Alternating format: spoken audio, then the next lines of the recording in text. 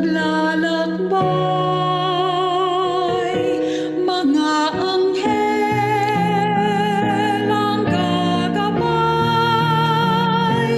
tungo sa iyong kamay. Pauwi na sa tahanan mo, babalik na sa iyo tanggapin at kupkupin, kapatid namin sa iyong piling. Ang lungkot iyong bawiin, ang pait iyong paghilumin sa aming magkawalay. Pag-ibig mo ang tutulay. Uwi na sa tahanan mo, babalik na sa iyo tanggapin at kupkupin, kapatid namin sa iyong piling. Again, good afternoon to everyone. Thank you for joining us this afternoon despite of the weather. So we were all saddened when our beloved Aurora Viva de Leon joined her creator about 2 weeks ago. In CLC, we lovingly call her Ate Rory. Due to the pandemic, many CLCers and friends were unable to pay their respect and honor her before she was laid to rest. As Ate Rory is a pillar of CLCP, we have organized this short memoriam and Thanksgiving for all the blessings she has given to all. We're fortunate to have known and been with her through her 94 years. We're also fortunate to have Ate Rory's sisters join us this afternoon. So, more than half of her life, Ate Rory devoted responding to God's will through her vocation in CLC. Let's listen to this clip on how she has responded to the numerous God's call or invitation in CLC.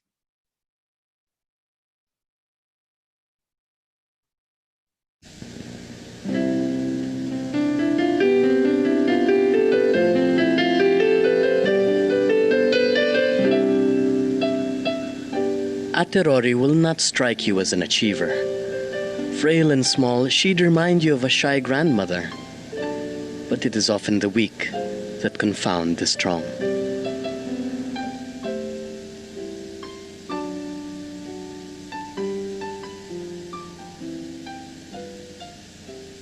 There was a movement to close the Ateneo in favor of because the diocese wanted to take over the school. This is Ateneo.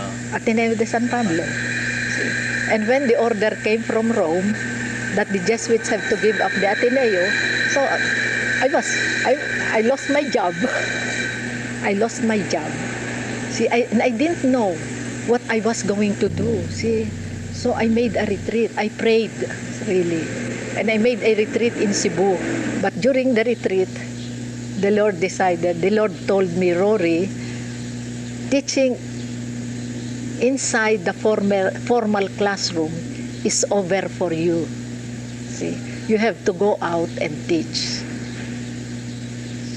So I took that as a sign that I will not go to any other school, but I will work full time for CLC because at that time there was a need for full-timer in CLC. So I applied and then they accepted me.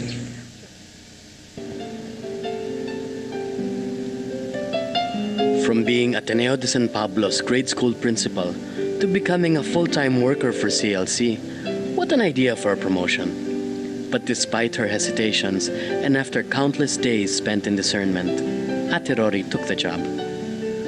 Full-time work meant being the national community's executive secretary, being a pioneer, seeing CLC groups mushroom all over the country, making the organization grow. But soon, another job made her happier.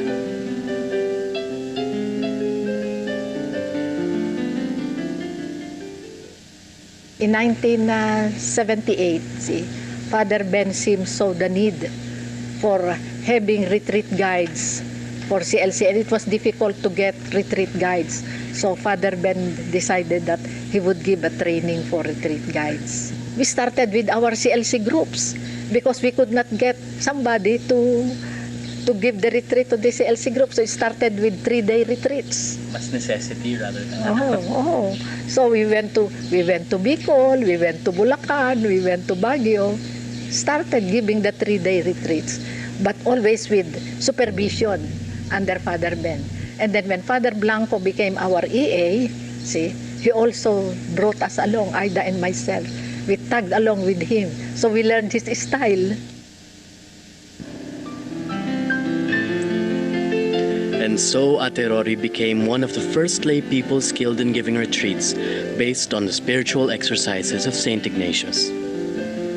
And what an honor it has been, being witness to God's grace, becoming a channel for the Spirit to touch the soul. While Ate Rory has passed on her responsibilities in the CLC in 1991, she continues to give retreats, showing the way like a pillar of fire. Even her former mentors, some Jesuits, have become her students on prayer. Because she who was once a teacher has now become an instructor of the faith.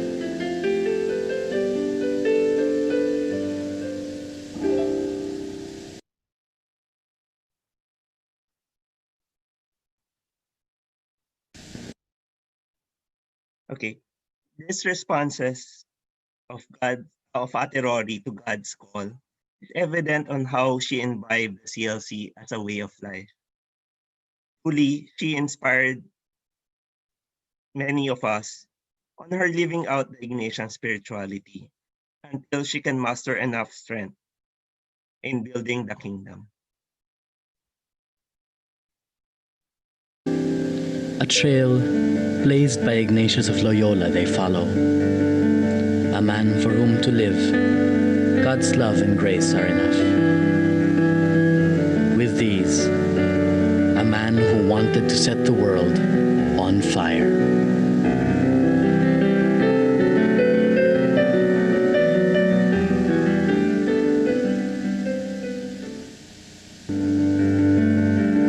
But how can the world be a fire when there is no one there to light it? And how can one be there to light it when there is nobody to teach him how?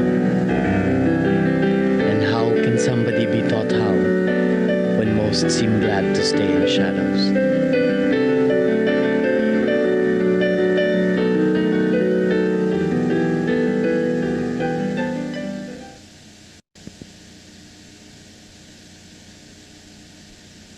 CLC is life, and I am a CLC member. It's there, incorporated in my whole life.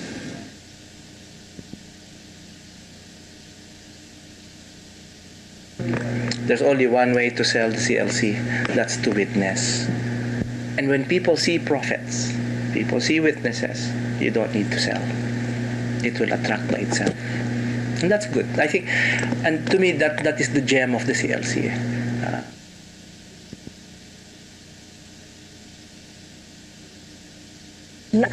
As long as I can walk and I can talk and I can think, I will continue giving retreats.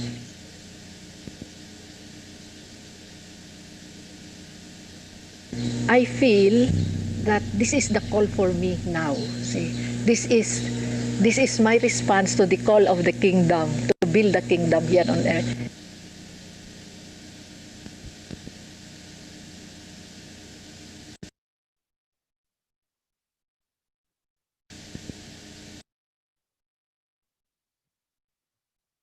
Okay. So since 1972, um, we've been with at Rory in various occasions and uh, instances. Like while she was the principal of Ateneo de San Pablo, being part of the organizer of the Manila 76, the World Assembly. An active member or delegate to the World Assemblies and various national assemblies. Very hardworking CLCP Executive Secretary. For being a retreat guide for many of us. For being the main facilitator or resource speaker in various CLC events. The many insights she shared during small group sharing or prayer meetings. As an active member of the Formation Institute,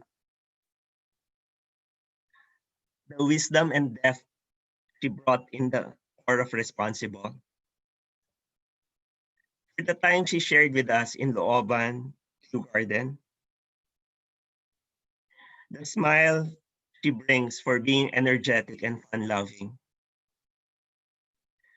The various socials she gamely paired with her love team Kalope. In welcoming us in her home in San Pablo. These are but few of the memories we had of Ate Rory. Fortunately, we had this last conversation or kwentuhan with Ate Rory before she left. So, as part of our remembering, let us hear her speak to us.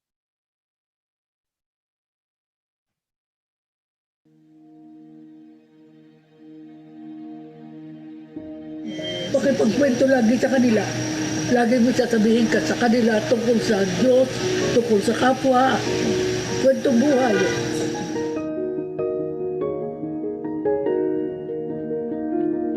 Ay matagal akong teacher sa Ateneo de San Pablo. Ako grade school principal. Kaya nagka-CLC dito. Yung Jesuit na sa Manila, ini-assign dito. Nagtayo siya ng CLC. Ang unang-una nagbigay ng seminar sa amin na CLC. Si Cara at saka si Luway. Yung dalawang magkaibigan. Almost every other weekend, si Cara ay narito. Binibigyan kami ng information. Wow! Oo. Ano po yung favorite memory niyo? Yung panahon na yun, nagsisimula. Lagi ako napunta sa Bicol eh. Every year, nagbibigay ng formation sa kanila. College, sila Abang. Dito Aba. College students pati Abang. Retreat direction ng program ng DES. Kaya iba't ibang parit, iba't ibang kongregasyon. Kayo po yung kasama sa mga nagtuturo sa kanila? Member. Member.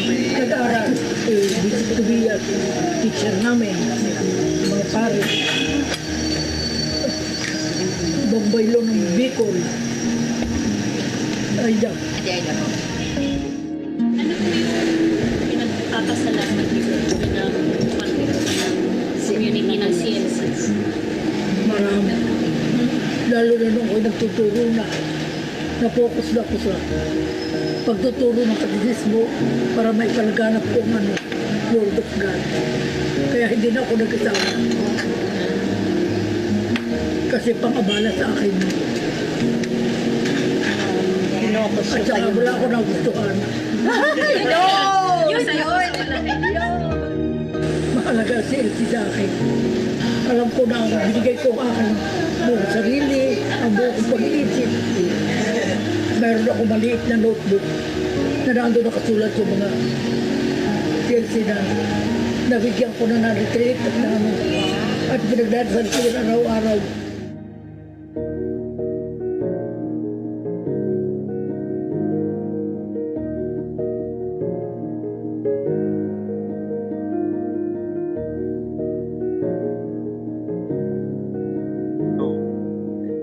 So, short reminder of the various things that we remember of Ate Rory. I'm sure there's a lot more. To help us guide the next section of our program, may I ask Alwin to take over? Salamat diyan. Sabi ni Ate sabi ni Ate Rory, ah, sabi ni Ate Rory, mahalaga sa kanya yung CLC.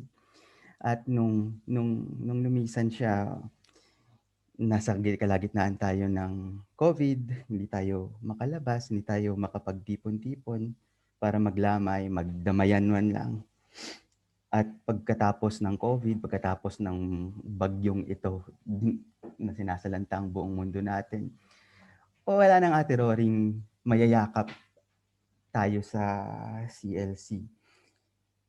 Kaya sabi ni Ate Rory, mahalaga sa kanya yung CLC at tayo ang CLC.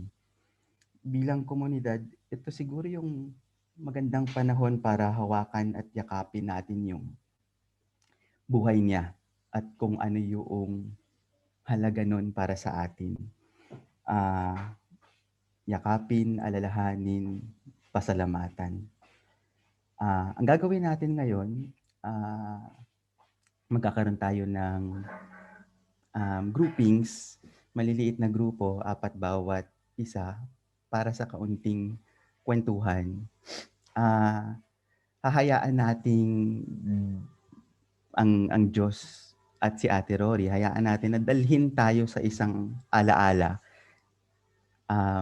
natin tungkol sa Kanya. Favorite memory, kumbaga, na naaalala natin para sariwain, alalahanin.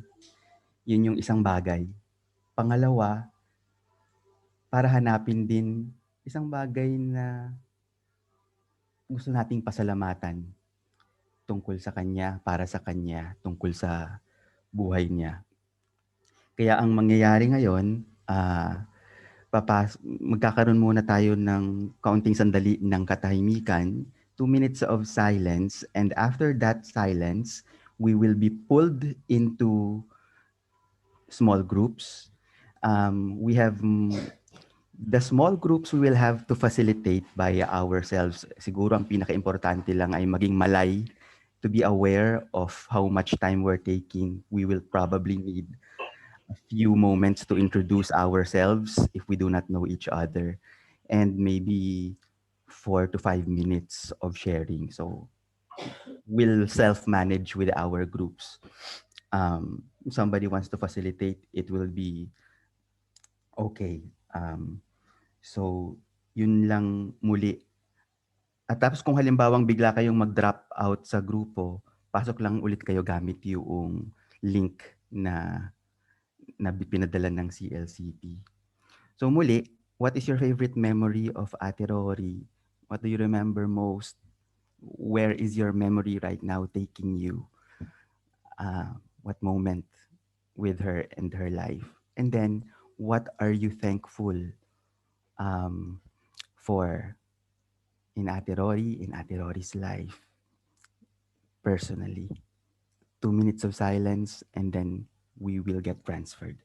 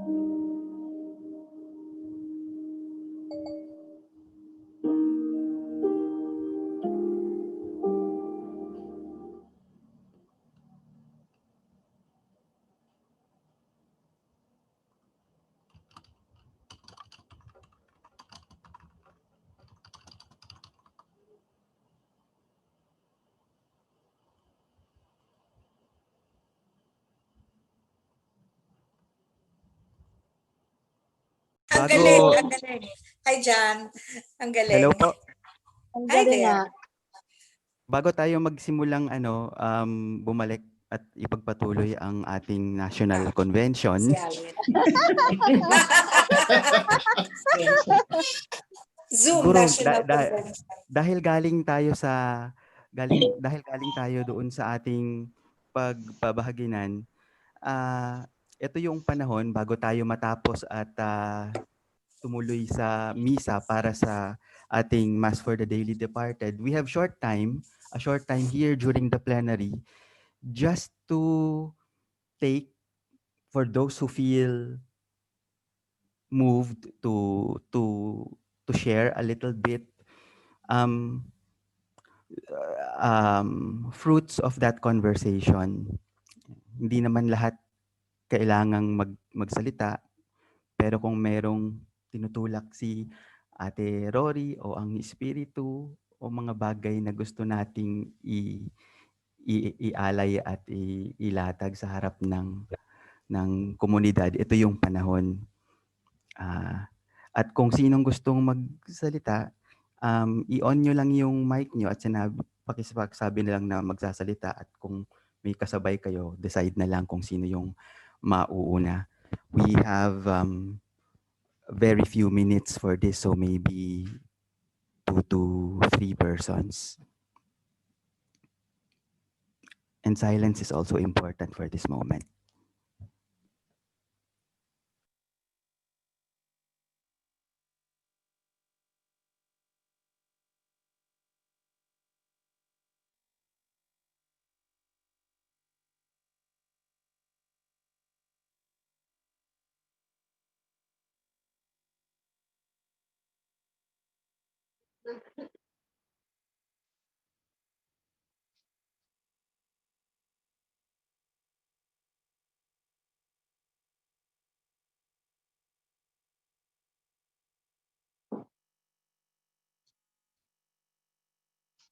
Gusto niyang kape.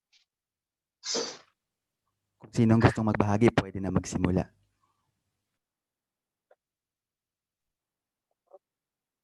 Hindi, nag-share pa. Ako na lang, Sige po. mauna na ako. Kasi ito si Tita Rory, from the start, medyo nasa high school pa ako, ay pag yan ay galing sa CLC office o kung somewhere na napapadpad siya, pag yan ay pumunta dito sa bahay, lagi yan mayroong tawag nito, tapes ng CLC. Kasi alam niya, dalawa kami mahilig kumanta. Kaya yan ay laging may dala tapos sasabihin niya, "O training, yan, ayan ang mga pasalubong ko sa iyo para sa mga songs namin sa CLC na malaman mo." So itong huli na siya may sakit na, 'pag wala na yung caregiver, ako ang alaga sa kanya from 2 to 7. So 'pag 2 to 7 na, automatic na yun sa kanya, nasaan na si training, kasi kailangan ko na ng music ng CLC. So, ang gusto niya pa yung kumakanta kaming dalawa, hindi lang yung as music, as yung dun sa pagre-research ko sa internet, hindi. Ang gusto niya, dalawa kami kumakanta. So, yun, ang gusto niya talagang lively ang aming at saka ang kanyang isip ay talaga hindi nawala. Hindi siya yung nag-isip bata o na Alzheimer or whatever. Basta siya ay talagang hanggang sa kahuli-hulihan talagang bukang bibig niya ay CLC. So pag mayroong nagte-text sa amin dito, sasabihin ko, "Oh, tita, tita, oh, ang mga CLC San Pablo mayroong meeting." Oo, sige, ganyan na lang siya. Although sinasabi niya kasi, God is taking away from me little by little my 6 senses. Ay yung kanyang daw tenga, hindi na makarinig, and then itong later on yung kanyang mata na hindi na makakita. So sinasabi na lang niya sa akin, "Training, ano mga ginagawa nila, ano mga sinasabi." Eh di sinasabi ko rin. So sa text hindi na siya nakakakita. So sabi niya, "Ano training ang nila?" Sabi ko, "Ay kinakamusta kayo? Kamusta na daw kayo?" Oh, so sinasabi niya, "Saan 'yan? Taga Baguio, Bicol, may Zamboanga, Manila, 'yan." Basta basta lagi ang bukang bibig niya, "Ay, si Tina."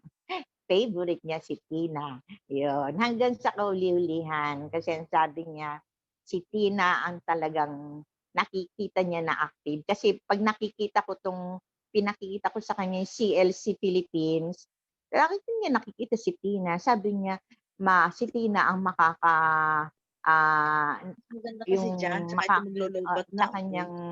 sa kanyang mga ginagawa." Yun ang niya.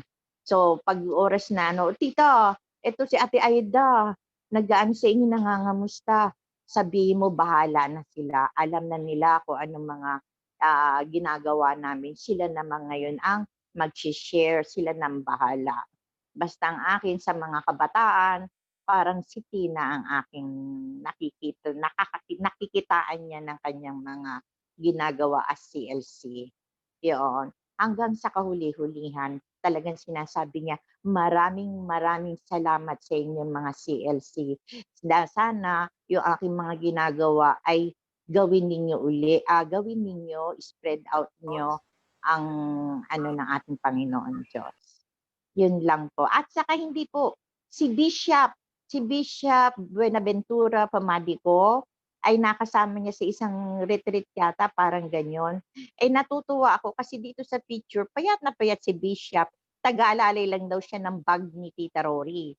Pero ngayon, kita mo, Bishop na namin dito. So, yung huling hininga niya, 10 o'clock siya nag-start. Dumating si Dr. Teto kasi sabi ko, "Dok, pakitingin si Tita Rory, parang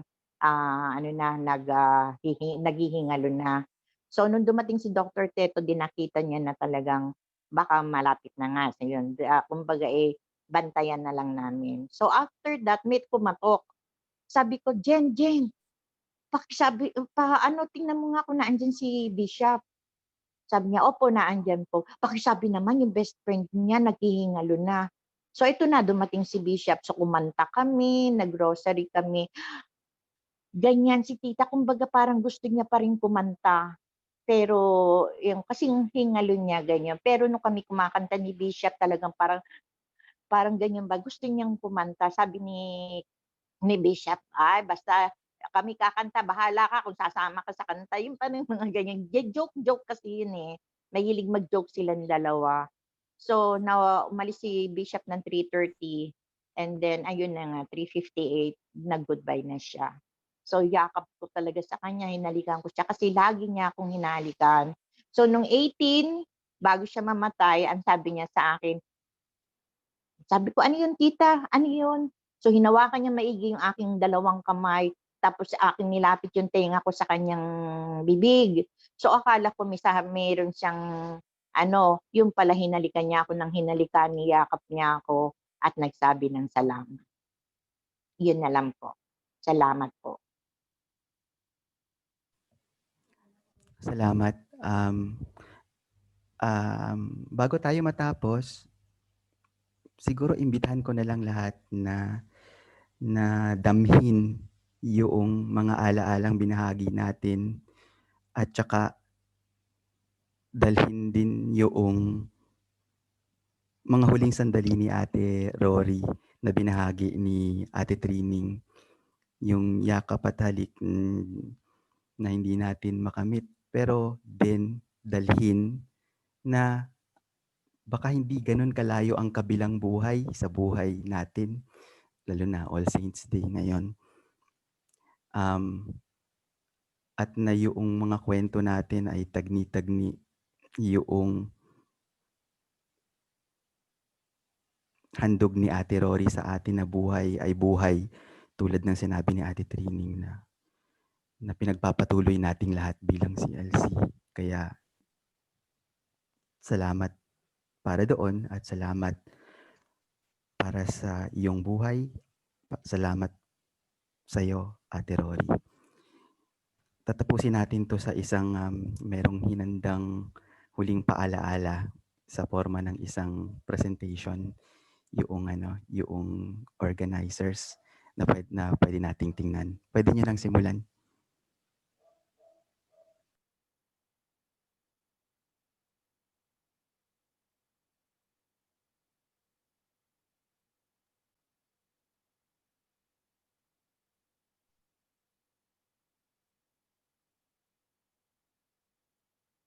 Speaker mo ano, para marinig ni tita.